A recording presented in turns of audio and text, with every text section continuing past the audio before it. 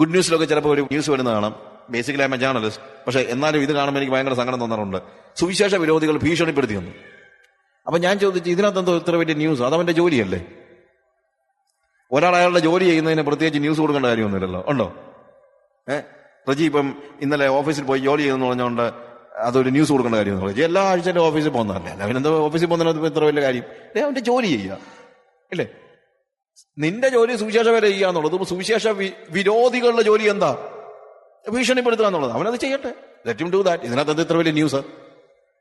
അതിനെ വാസ്തവത്തിൽ അലക്ഷ്യമാക്കേണ്ട കാര്യമാണ്. പക്ഷെ നമുക്കത് വലിയ ന്യൂസാണ്. കാര്യം ഇത് അങ്ങനെയൊന്നും ഇപ്പൊ സംഭവിക്കാത്തതുകൊണ്ട്. എന്തുവാ സംഭവിക്കാത്ത? എന്തുവാ? സുവിശേഷം അറിയിക്കാത്തതുകൊണ്ടാണല്ലോ. സുവിശേഷം അറിയിക്കുന്നുമില്ല, പിന്നെ ഇപ്പൊ അതിനെതിരെ എന്തുവാ ഭീഷണിയോ കാര്യങ്ങളോ ഒന്നും ഈ പറയുന്നത് പോലെ ഒന്നും ഉണ്ടാകേണ്ട കാര്യമില്ല. അപമാനം അവനെന്ത് ചെയ്തു? അലക്ഷ്യമാക്കി. ക്രൂശിനെ അവനെന്ത് ചെയ്തു? സഹിച്ചു. He endured the cross. നമുക്ക് ഒഴിവാക്കാൻ പറ്റാത്തതായ കാര്യങ്ങളുണ്ട്. അതിലൊന്നാണ് ക്രോസ് എന്ന് പറയുന്നത്. It is just like the hurdles and hindrances in a race. ഒരു റേസിൽ ഹഡിൽസ് ഉണ്ട്, ഹിൻഡ്രൻസസ് ഉണ്ട്. ഹിൻഡ്രൻസസ് നമ്മൾ എടുത്തു കളയണമായിരിക്കും, പക്ഷെ ഹഡിൽസ് നമുക്ക് എടുത്തു കളയാൻ പറ്റത്തില്ല. ആരെങ്കിലും ഹഡിൽസ് ഓടാൻ പോകുന്ന കൂട്ടത്തിൽ ഇതെന്തോ ഇതിനിടയ്ക്കെല്ലാം കൊണ്ട് കമ്പി വെച്ചിരിക്കുന്നത്, ഇതെല്ലാം എടുത്ത് കള, എന്നാലും ഞാൻ ഓടത്തോടെന്ന് പറഞ്ഞു കഴിഞ്ഞാൽ ശരിയാകുമോ? ഇല്ല. കാര്യം അത് ആര് വെച്ചിരിക്കുന്നതാ? അത് ശത്രു കൊണ്ട് വെച്ചിരിക്കുന്നൊന്നുമല്ല. നമുക്കെല്ലാം ശത്രുവാണല്ലോ കൊണ്ടുവെക്കുന്നത്. അത് ശത്രുവല്ല കൊണ്ട് വെച്ചിരിക്കുന്നത്. ഈ ഓട്ടം ഡിസൈൻ ചെയ്ത ആൾ തന്നെ വെച്ചിരിക്കുന്നതാണ് എന്ത്? ഹഡിൽസ് എന്ന് പറയുന്നത്. അത് എടുത്തു കളയാൻ പറഞ്ഞു കഴിഞ്ഞാൽ നമ്മൾ ശരിയായ ഓട്ടക്കാരനല്ലെന്ന് അതിന്റെ അർത്ഥം. എന്നാൽ വഴി കിടക്കുന്ന കല്ലോ നമ്മുടെ ദേഹത്ത് കിടക്കുന്ന എന്തെങ്കിലും ഭാരമോ അതൊക്കെ എടുത്ത് കളയാൻ പറ്റിയേക്കും. പറയാൻ പറ്റുന്നല്ല, കളയണം. അതുകൊണ്ടാണ് സകല ഭാരവും മുറുകെ പറ്റുന്ന പാപവും വിട്ട് അതും കൊണ്ട് ഓടാൻ പറ്റത്തില്ല. എന്നാൽ വഴിയിൽ വെച്ചിരിക്കുന്നതാണ് അപമാനവും ക്രോസും. അതിനെ നമുക്ക് എന്ത് ചെയ്യാൻ പറ്റത്തില്ല? എടുത്തു കളയാനോ ഉപേക്ഷിക്കുവാനോ അവോയ്ഡ് ചെയ്യാനോ പറ്റുകയില്ല. അത് നമുക്ക് വേണ്ടി ഉള്ളതാണ്. അത് നമുക്ക് വേണ്ടി ഉള്ളതാണെന്നുള്ള തിരിച്ചറിവുണ്ടാകുമ്പോൾ അതിന്റെ സഹനത്തിൽ നമ്മൾ അസഹിഷ്ണുരാകുന്നില്ല. അവിടെയാണ് മീക്നെസ് എന്ന് പറയുന്നത്. അവൻ അപമാനം അലക്ഷ്യമാക്കി. ഓക്കെ, ഈ സൗമ്യതയുള്ളവർ നമ്മളെ കുറിച്ച് ദൈവം ഉദ്ദേശിക്കുന്നത് അതുപോലെയാണ്.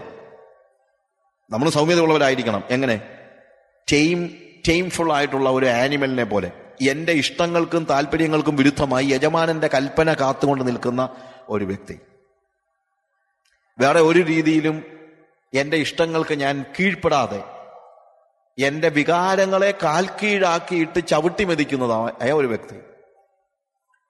സംസാരിക്കാൻ ധൈര്യമുള്ള വ്യക്തി, മൗനമായിരിക്കാനും ധൈര്യമുള്ളവനായ വ്യക്തി, ചെയ്യുന്ന കാര്യങ്ങൾ ആൾക്കാരുടെ മുമ്പിൽ വിളിച്ചു കൂവാത്ത വ്യക്തി, ചെയ്യുന്ന കാര്യങ്ങൾ വേദനയുള്ളതാണെങ്കിൽ അതിന്റെ പേരിൽ പരാതി പറയാത്ത വ്യക്തി, യേശു കർത്താവിനെ പോലെ അപമാനം അലക്ഷ്യമാക്കുന്ന വ്യക്തി, ക്രൂശിനെ സഹിക്കുന്ന വ്യക്തി. അതാണ് സൗമ്യതയുള്ള വ്യക്തി. ആ സൗമ്യതയുള്ളവൻ ഭൂമിയെ കൈവശമാക്കും.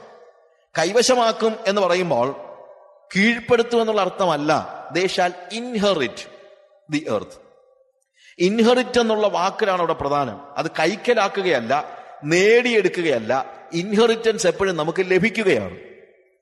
എന്റെ പിതാവിന്റെ പിതൃസ്വത്ത് എനിക്ക് ഇൻഹെറിറ്റൻസ് ആണ്. എന്റെ ഇൻഹെറിറ്റൻസ് പറഞ്ഞാൽ എന്താണ്? എന്റെ അപ്പന്റെ സ്വത്താണ് വാസ്തവത്തിൽ ഇൻഹെറിറ്റൻസ്.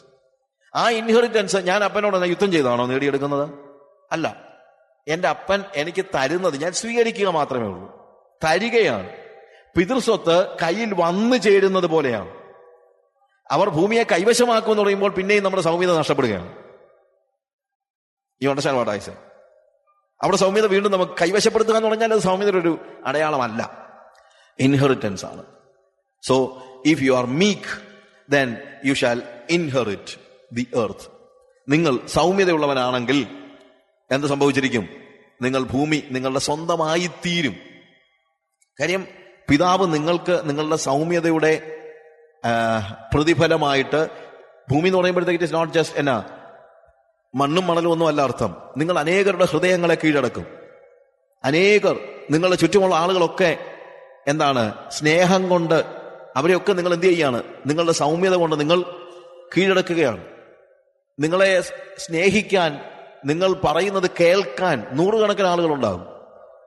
അതൊന്നും വാളുകൊണ്ടല്ല നിങ്ങൾ നേടിയെടുക്കുന്നത്. എന്തുകൊണ്ടാണ്? നിങ്ങളുടെ സൗമ്യത കൊണ്ടാണ്. അടുത്ത ബിയാറ്റിറ്റ്യൂഡ്സിൽ നമ്മൾ കയറുമ്പോൾ അവിടെ എഴുതിയിരിക്കുന്നത്, നീതിക്ക് വിശന്ന് ദാഹിക്കുന്നവർ അനുഗ്രഹീതർ, അവർക്ക് തൃപ്തി വരും. Blessed are those who hunger and thirst for righteousness, for they shall be satisfied. Hunger and thirst for righteousness. നീതിക്ക് വേണ്ടിയുള്ള ഭയങ്കര ദാഹവും വിശപ്പും. അവർ അനുഗ്രഹീതർ. ഇത് നമുക്കൊരു നല്ലൊരു സെൽഫ് ടെസ്റ്റ് ആണ്, ഒരു real self test for your genuinity. ദാഹവും വിശപ്പും. വേറൊരു രീതി പറഞ്ഞു കഴിഞ്ഞാൽ, അതിന് മറ്റൊരു വാക്ക് പറഞ്ഞാൽ ഒരു പാഷൻ ഇല്ലെങ്കിൽ നഷ്ടപ്പെട്ടു പോകുന്ന ഒരു സ്റ്റേജ്. അതാണ് ശരിക്കും ദാഹവും വിശപ്പും എന്ന് പറയുമ്പോൾ. Hunger and thirst for righteousness. നമ്മളുടെ പാഷൻ റൈച്ചസ്നെസ് ആണോ, അതോ നമ്മളുടെ സ്വകീയമായ ഇഷ്ടങ്ങളാണോ? ശരിക്കും നീതിയാണ് നമ്മളുടെ ദാഹമെങ്കിൽ നമ്മൾ എന്താണ്, യേശുവിന്റെ ശിഷ്യന്മാരാണ്, ജെനുവിനാണ് എന്നുള്ളതിന്റെ തെളിവാണ്. നീതിക്ക് വിശക്കുക എന്ന് പറയുമ്പോഴത്തേക്ക് ഹോൾ റൈച്ചസ്നെസ് എന്നുള്ള അർത്ഥത്തിലാണ് ഉപയോഗിച്ചിരിക്കുന്നത്.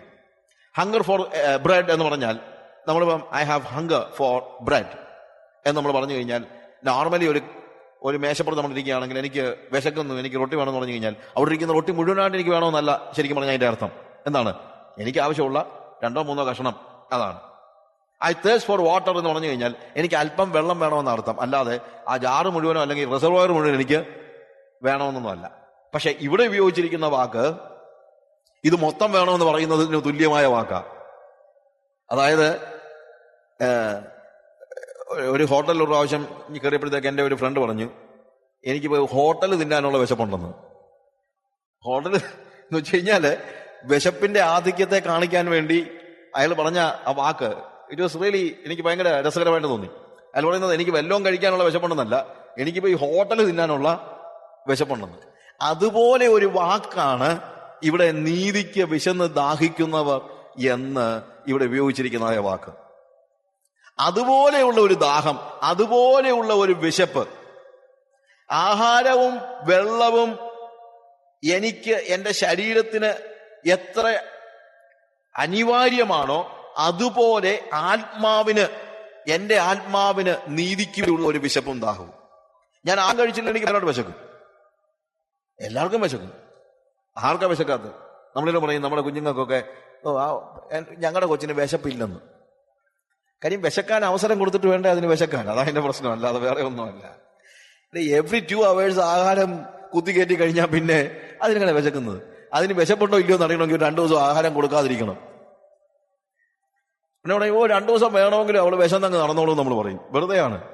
2 മണിക്കൂർ കഴിയട്ടെ, അന്നേരം അറിയാം അത് നടക്കുമോ ഇല്ലയോ എന്ന്.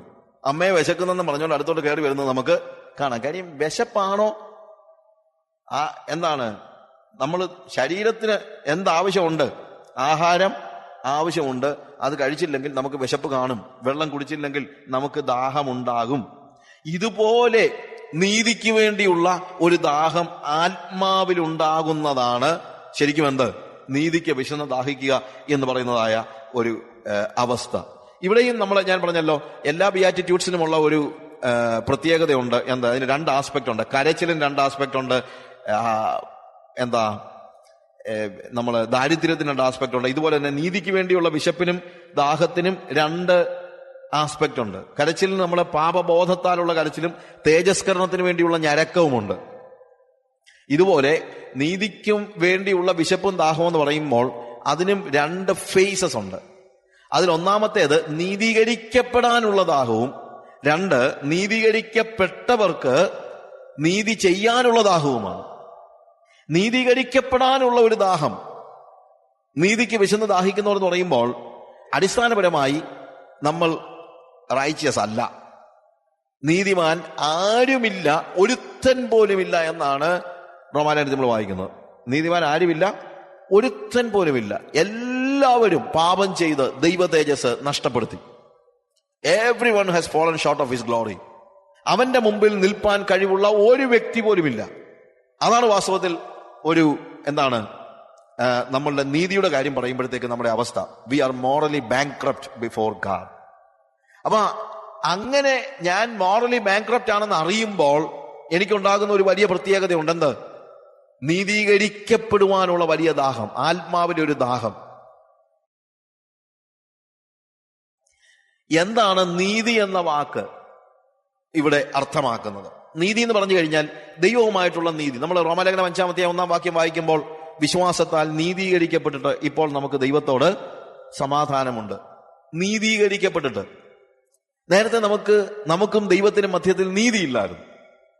നീതി എന്ന് പറയുന്നത് ഇടയ്ക്കൊന്നുമില്ലാത്ത ഒരവസ്ഥയെ ദ്യോതിപ്പിക്കുന്ന ഒരു വാക്കാണ്. ഇടയ്ക്കൊന്നുമില്ലാത്ത. ഞാനും നിങ്ങളും തമ്മിൽ ഇപ്പോൾ വാസ്തവത്തിൽ നീതിയില്ലെന്ന് പറയാം. കാര്യം ഇതിനിടയ്ക്ക് എന്തുണ്ട്? എനിക്ക് അങ്ങോട്ട് നടന്നു വരാൻ വയ്യാത്തതുപോലെ ഇവിടെ ഒരു പോഡിയം ഇരിപ്പുണ്ട്. പക്ഷെ ഞാൻ ഇവിടുന്ന് മാറിക്കഴിഞ്ഞാൽ, ഈ പോഡിയം ഇവിടുന്ന് മാറ്റിക്കഴിഞ്ഞാൽ എനിക്ക് നിങ്ങൾക്ക് മധ്യത്തിൽ നീതിയുണ്ട്. വേറെ രീതി പറഞ്ഞു കഴിഞ്ഞാൽ ആക്സസ് ഉണ്ട്. കാര്യം എനിക്ക് നിങ്ങൾക്ക് മധ്യത്തിൽ ഒന്നും ഇല്ല. ഇതേപോലെ ദൈവവും നമ്മളും തമ്മിൽ ഇടയ്ക്കൊന്നുമില്ലാത്ത അവസ്ഥയാണ് നീതീകരണം എന്ന് പറയുന്നത്. That is justification. അതുകൊണ്ട് വിശ്വാസത്താൽ നീതീകരിക്കപ്പെട്ടിട്ട് ഇപ്പോൾ നമുക്ക് ദൈവവുമായിട്ട് സമാധാനമുണ്ടെന്ന് പറയാൻ കാരണം, യേശു കർത്താവിന്റെ രക്തത്താൽ നമുക്കും ദൈവത്തിനും മധ്യത്തിലുണ്ടായിരുന്ന പാപത്തിന്റെ വൻമതിൽ അവൻ ഇടിച്ചു കളഞ്ഞതുകൊണ്ട് ഇപ്പോൾ ദൈവത്തിന്റെ അടുത്തേക്ക് പോകാൻ കഴിയുന്ന രീതിയിൽ നമുക്ക് ആക്സസ് ഉണ്ടെന്ന് അതിന്റെ അർത്ഥം. അതുകൊണ്ടാണ് റോമാലേഖനം 5-ാം അധ്യായത്തിൽ തന്നെ തുടർന്ന് വായിക്കുമ്പോൾ നമ്മളോട് വായിക്കുന്നത്, അതുകൊണ്ട് നാം നിൽക്കുന്ന ഈ കൃപയിലേക്ക് നമുക്ക് അവൻ മുഖാന്തരം പ്രവേശനവും ലഭിച്ചിരിക്കുന്നു. നമുക്ക് ആക്സസ് കിട്ടിയിരിക്കുന്നു. അപ്പോൾ നേരത്തെ എന്തില്ലായിരുന്നു? ദൈവവുമായിട്ട് എനിക്ക് എന്തില്ലായിരുന്നു? നീതി ഇല്ലായിരുന്നു. അപ്പോൾ എന്റെ മനസ്സിന്റെ വലിയ ഒരു മോഹമാണ്, ആഗ്രഹമാണ്, സംഹാവ് എനിക്ക് എന്ത് വേണം? ദൈവവുമായിട്ട് ആക്സസ് വേണം. ദൈവവുമായിട്ട് എനിക്ക് നീതീകരിക്കപ്പെടണം. ദൈവവുമായിട്ട് എനിക്ക് ഇടപഴകണം. എനിക്ക് സമാധാനം വേണം ദൈവവുമായിട്ട്. സമാധാനം എന്ന വാക്കിനും വളരെ വ്യത്യസ്തമായ ഒരു അർത്ഥമുണ്ട്. ശരിക്കും നെയ്ത്തുകാരുപയോഗിക്കുന്ന, വീവിങ്ങിനകത്ത് ഉപയോഗിക്കുന്ന ഒരു വാക്കായത്. വീവിങ്ങിന്റെ ഒരു പ്രത്യേകതയുണ്ട്. പല നൂലുകൾ ഇഴചേരുകയാണ്, ഒട്ടിച്ചു വെക്കുകയല്ല.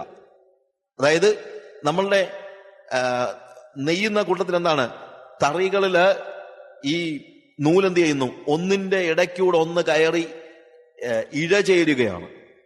അപ്പൊ ഇഴ ചേർന്ന് കഴിഞ്ഞാൽ നമുക്കതിനെ മാറ്റാൻ പറ്റത്തില്ല. ശരിക്കും ഐറൈൻ എന്ന് പറയുന്ന, നമ്മൾ ഐറിൻ എന്ന് പറയുമ്പോഴത്തേക്ക് it's the same meaning. Irene എന്ന് നമ്മൾ പറയുന്ന ഈ വാക്കിന്റെ അർത്ഥം എന്നറിയാമോ? ഇഴചേരുക എന്നാണ്. ഇഴചേരുക എന്ന് പറഞ്ഞു കഴിഞ്ഞാൽ പെർഫെക്റ്റ് ആയിട്ട് യോജിക്കുക എന്നാണ് അതിന്റെ അർത്ഥം. സമാധാനം എന്ന് പറഞ്ഞാൽ അതിന്റെ വാക്യത്തിന്റെ അർത്ഥം അതാണ്. അല്ലാതെ ഹൃദയത്തിനുണ്ടാകുന്ന, മനസ്സിനുണ്ടാകുന്ന ഒരു ചെറിയ സമാധാനം എന്നുള്ള അർത്ഥത്തിലല്ല ഇവിടെ ഉപയോഗിച്ചിരിക്കുന്നത്. ഇവിടെ ഉപയോഗിച്ചിരിക്കുന്നത് വിശ്വാസത്താൽ നിങ്ങളുടെ, അല്ലെങ്കിൽ യേശുക്രിസ്തുവിലുള്ള വിശ്വാസത്താൽ നിങ്ങൾക്കും ദൈവത്തിനും മധ്യത്തിലുള്ള പാപത്തിന്റെ വൻമതിൽ ഇപ്പോൾ തകർന്നിരിക്കുന്നത് കൊണ്ട് നിങ്ങൾക്കിപ്പോൾ ദൈവവുമായിട്ട് എന്തുണ്ട്? ആക്സസ് ഉണ്ട്. അതുകൊണ്ട് നീതീകരിക്കപ്പെട്ടിട്ട് ഇപ്പോൾ നമുക്ക് ദൈവത്തോട് സമാധാനമുണ്ട്. അഥവാ ഇപ്പോൾ നിങ്ങളും ദൈവവുമായിട്ട് ഇഴചേർന്നിരിക്കുന്നു. വേർപിരിക്കാൻ കഴിയാത്ത രീതിയിൽ ഇപ്പൊ ദൈവവും നിങ്ങളുമായിട്ട് എന്ത് ചെയ്തിരിക്കുന്നു? ചേർന്നിരിക്കുന്നു എന്നുള്ളതാണ് അവിടെ പറയുന്നതായ കാര്യം. അതില്ലെങ്കിൽ എന്തില്ല? സമാധാനം ഇല്ല. നീതിയില്ലാത്ത സമാധാനമാണ് ഇന്ന് പൊതുവെ ലോകം നമുക്ക് നൽകുന്നത്. അതുകൊണ്ട് ആളുകൾ പറയുന്നത് എന്താ, നീ ഇവിടെ വന്നിരുന്ന് കുറച്ചു നേരം ധ്യാനിച്ചു കഴിഞ്ഞാൽ നിനക്ക് സമാധാനം ഉണ്ടാകും. അങ്ങനെ സമാധാനം ഒന്നും ഉണ്ടാകത്തില്ല. അത് ഒരു ഫ്യൂട്ടൈൽ ആയിട്ടുള്ള വ്യർത്ഥമായ ഒരു സമാധാനമാണ്. കാര്യം നീതിയില്ലാതെയാണ് സമാധാനം. അതുകൊണ്ട് TM-ൽ കിട്ടുന്ന, ട്രാൻസെൻഡന്റൽ മെഡിറ്റേഷനിൽ കിട്ടുന്ന സമാധാനമല്ല യേശു കർത്താവ് നിങ്ങൾക്ക് തരുന്നത്. യേശു തരുന്നത് നീതിയുടെ ഫലമായ സമാധാനമാണ്. എന്താണ് നീതി? ദൈവത്തിന് നമുക്ക് മധ്യത്തിലുണ്ടായിരുന്ന പാപത്തെ തുടച്ചു മാറ്റിയിട്ട് ദൈവത്തോട് ആക്സസ് നൽകിയിട്ട് കർത്താവ് എന്ത് ചെയ്യുന്നു?